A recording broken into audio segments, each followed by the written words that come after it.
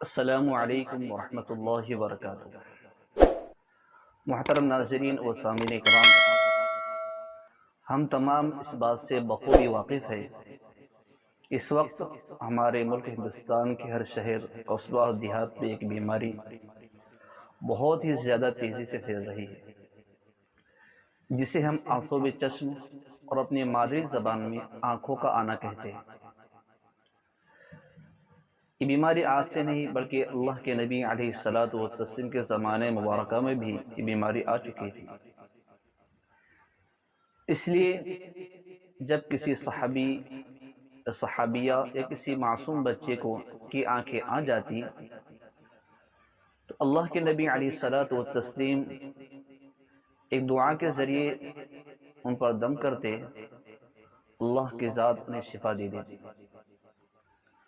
آج میں آپ کے سامنے وہی دعا سناؤں گا جو اللہ کے نبی علیہ الصلوۃ والتسلیم نے آنکھوں کے آنے کے وقت اپنے صحابہ کو دعا سکھلائی تھی۔ ہم نے دعا بھی کرنی اور ساتھ میں دوا بھی لینی ہے، اس لیے آئیے ہم وہی دعا آپ کے سامنے رکھتا ہوں جو اللہ کے نبی علیہ الصلوۃ والتسلیم نے اپنے صحابہ کو سکھلایا تھا۔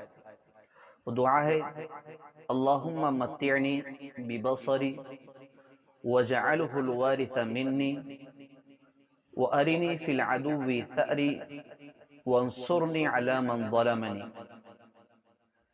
اس دعا کو پڑھنے کا طریقہ یہ ہے، اگر کوئی شخص اس دعا کو پڑھ سکتا ہے تو پڑھتے وقت اپنی دونوں آنکھوں پر اپنی انگلیاں رکھے اور اس دعا کو پڑھے۔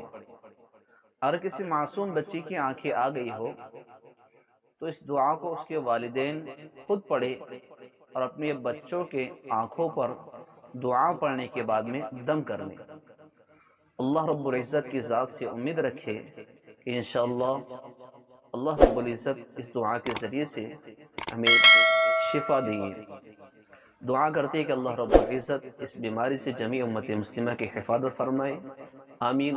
السلام علیکم ورحمۃ اللہ وبرکاتہ۔